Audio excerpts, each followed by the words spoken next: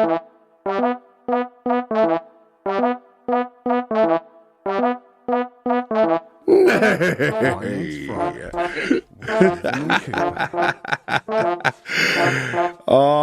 kia ora, kia ora, kia ora, and welcome back to Finance Fridays. How's it going, Bevan? Good, very good. Just bloody scorcher last night. Oh, she was. I had the fan on 3, and I haven't had the fan on 3 yet. Oh yeah, I literally woke up and I had to turn the heat pump all the way down, all the way down. Yeah, like when you're like, I'll be practical and I'll just leave it at 21 because that's what you're meant to do, like to save energy, and then you're like, nah, truck 18. it. Yeah, nah, 16, G. Yeah. Go all the way down, throwing all of your profit out the window. Yeah, all going off to Meridian. Yeah. Some interesting news dropped just as we finished up last week, didn't it? Yeah. It was just there waiting for us a nice surprise to check the news after that. It was actually the Bitcoin ETFs we've talked about. We've been covering that on the show, yeah. Have I got Finally. my... I'm going to find an air horn so I can press that randomly at points through the show today. Sounds good. It's an exciting one. It deserves it. But as we were saying before, the usual thing with in finance, buy the rumour, sell the facts. So it came out that 11 Bitcoin ETFs got approved, which is big news for the the institutional side of things. It's legitimising crypto for so now your KiwiSaver manager will be able to put money into Get Bitcoin. some crypto. Yeah, Bitcoin ETFs. 47,000.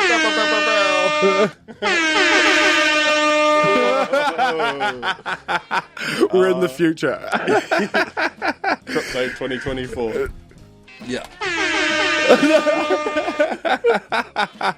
But super exciting news for all of those who have been quite invested in that space, or a lot of people have probably been hanging around. Yeah. You were talking about it before. The rumour was paying better than the fact. Yeah, so when we'd first started talking about it, earlier on, last year, I think there was some rumours that came out about it, and of course Bitcoin pops off that, and it carried on. And so last year it was up, exactly, but it was around 15,000 sort of at the start and anyway at the end it was about 45. Yeah. Nearly 200% return. And the year before that, the Bottom to top, it was, similar thing, yeah. Yeah, it's crazy. And so if you'd bought in then as the rumour, you'd have done well. But if you're waiting for the official news to come out to confirm it, you would have been... What are we down to now? I think it was... They just said it's at its lowest since... it got confirmed. I went to instant rap air horn sound effect instead. I'll just quickly find that. Yeah, because it got to 47, I think maybe a bit over 47,000. That's not the all-time high. I think during the big boom, what did it get up? Maybe it got up to... I see. This is in New Zealand dollars. I need it in US dollars. That was so confusing. I was like, that's good. Currently sitting at 41,346. And that is that's considered low at the moment for them. From 47, yeah, so it's come down. So, I mean, that's still really attractive. From if you'd bought in at 15,000, you're doing really well. But yeah, and it's it's just legitimized it a bit, it's given that, like you said, that capability for your KiwiSaver investor to go out and get you some, a lot bitty. of the I love Bitty. Do you remember this one? Yeah, I can't remember it's off a show. Is it like Little Britain? Yeah, Little Britain. Bitty. So that's what Bitcoin is now. Bitty. Anyway, you were talking about some serious stuff.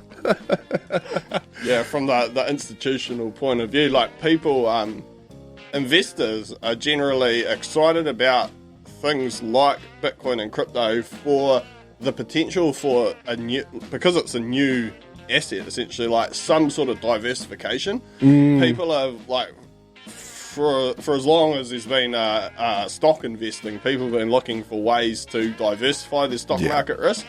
And that's one of the things that you preached real early on in the show as well, is be as diverse as you can. Like, you know, don't put all your eggs in one basket, eh? Within certain guidelines, the younger you are, sort of, the less you tend to have to worry about it because of the really, really long term horizon that you've got. You can sort of tolerate the ups and downs. But generally, in portfolio managers, they really like to keep their returns stable. So they like to deliver a certain amount each year that they can sort of reliably something that they can promise almost. Yeah. And so they like to have something like when your stocks are selling off, they want something that's going to rally in the face of that. And traditionally, like, it's been bonds, but people have also looked at stuff like gold and things like that.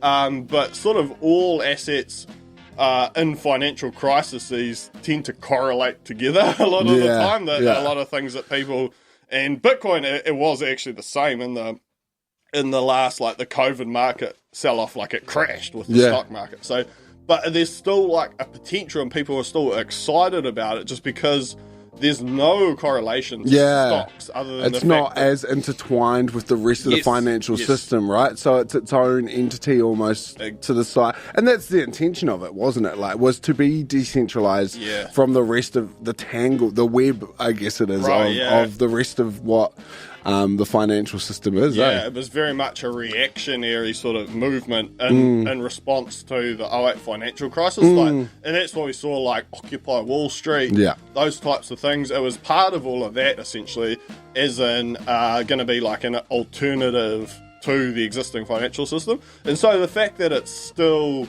going and that it's still traded and people are still very interested in it. And it's valuable now. It went from literally 0.6 of a cent. Yeah, like, if you look at just purely the percentage returns on, that's what, you know, gets big institutional investors extremely excited. They may be very skeptical about the actual use cases of Bitcoin. Like, is it really going to be the new currency? Is it really going to, like, transform the financial system? They may be very skeptical on that, but they see the likes of a 200% return. And they're like, you know, we just kind of almost have to sort of have some exposure to that and get left behind. And we're at that point where, like, we have the potential to see it stabilize a little bit as well, right? So that it'll be a more readable market for them as well, right?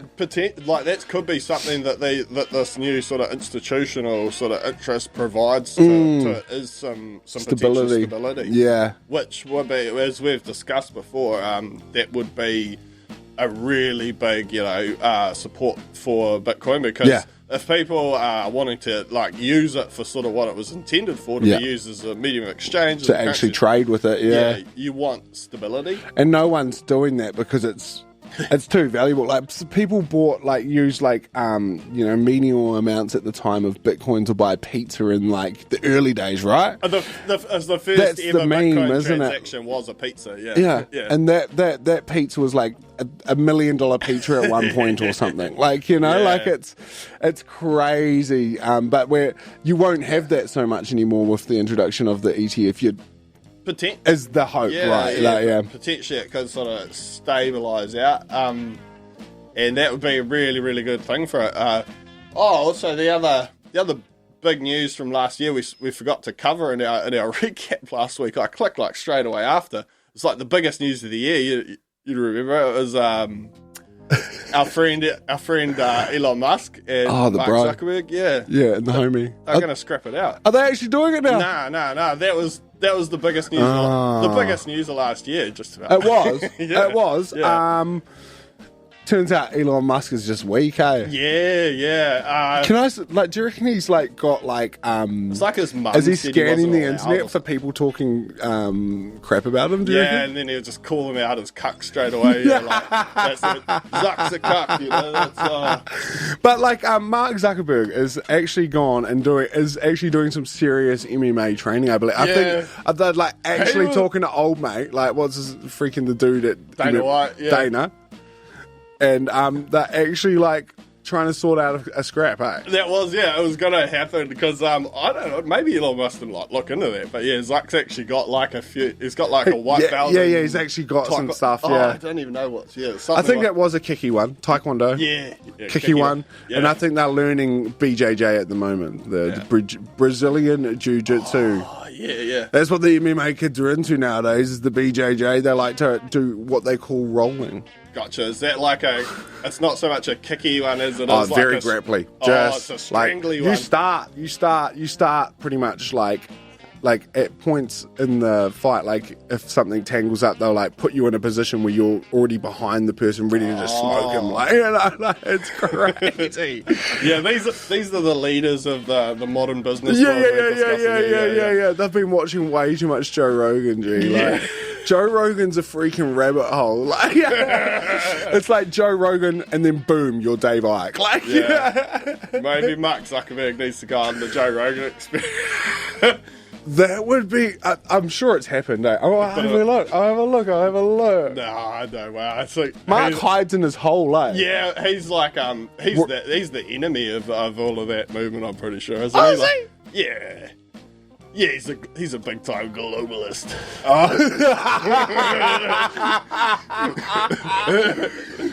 You know, the tech leaders, they're all in on it. Oh my gosh. It's a tech cabal. Can you just say big time globalist again? Alex Jones, shout out. Big time globalist. The globalist. They're coming for you. Matters in your brain. Yep, searching Mark Zuckerberg. What? It looks like he's on the show. No way. Oh yeah, what have it?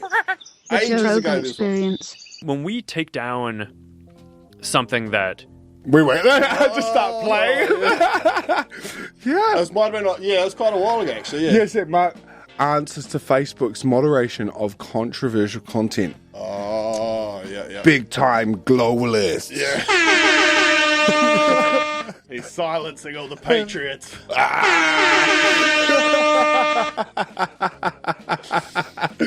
I should never have had access to this this trap horn. It all started essentially when they announced Threads, like the competitor to Twitter. Yeah, that he came out basically saying, once Elon Musk had bought Twitter and it was all going to shit, he basically came out announcing Threads, and Threads got something like 100 million sign-ups. Real quickly. Because it's right there. Yeah, and then it's declined ever since. I did it. Yeah.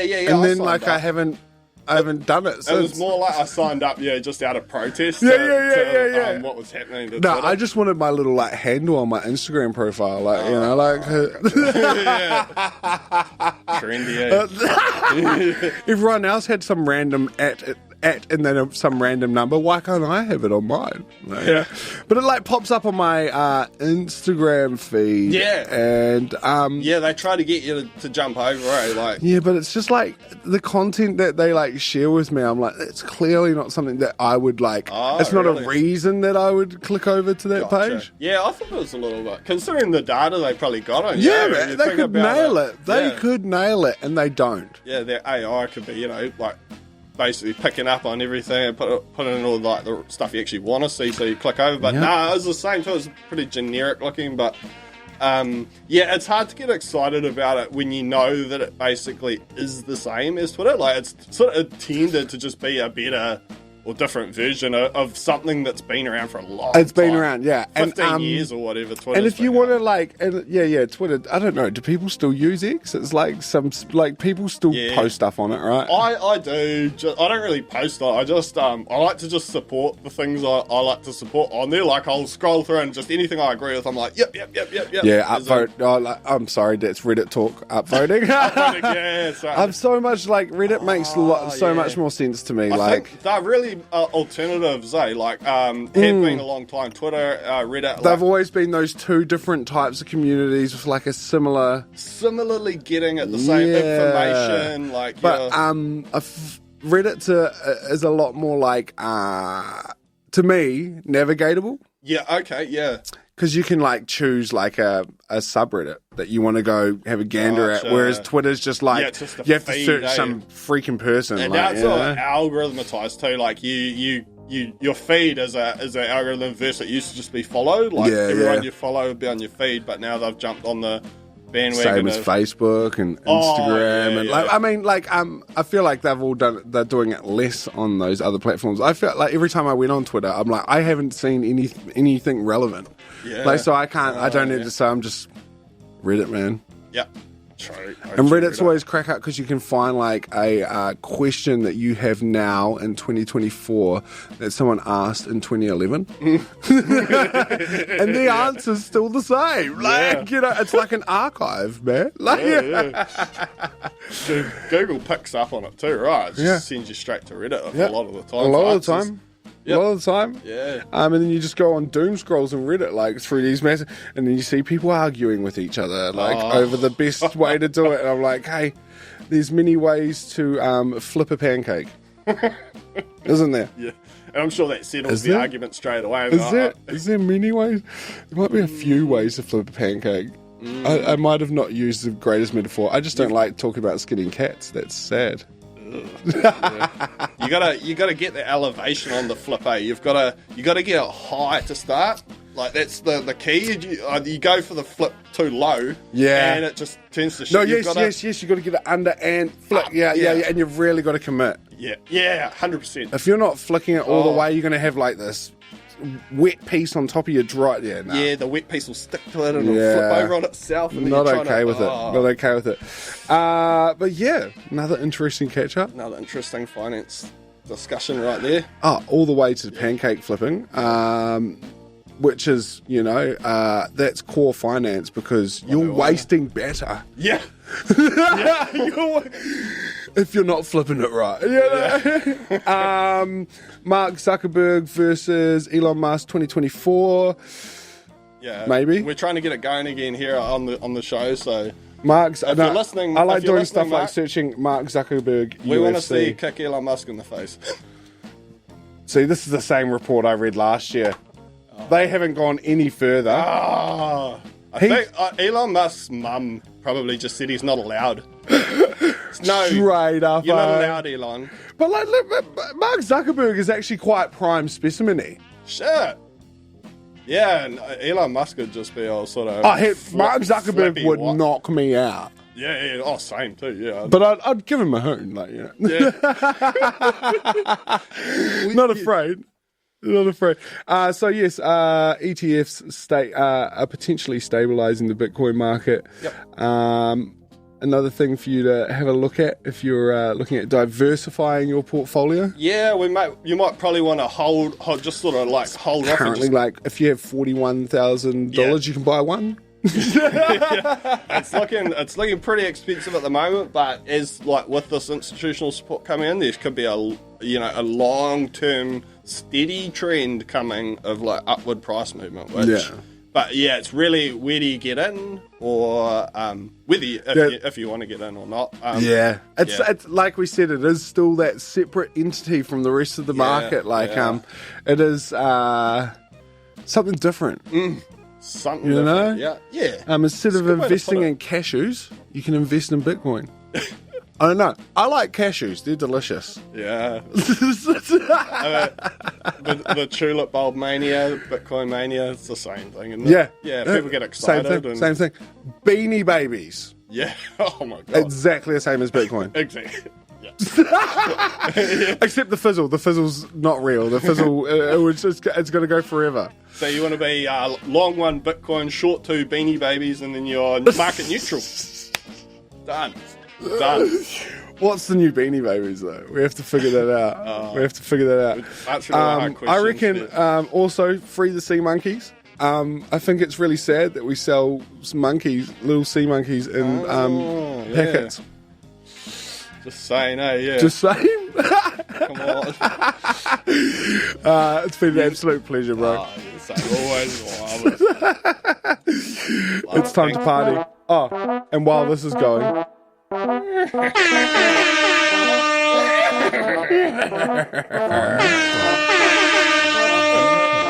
This is kind of offensive if you're out there, bro. You're probably out there going, this is noise. I hope it's not too loud. Up next, we have Synthetic Children and Impressed with Dreams Come Through. The Auto Angel Dreams Come True remix here on Control. Cheer, Bevan.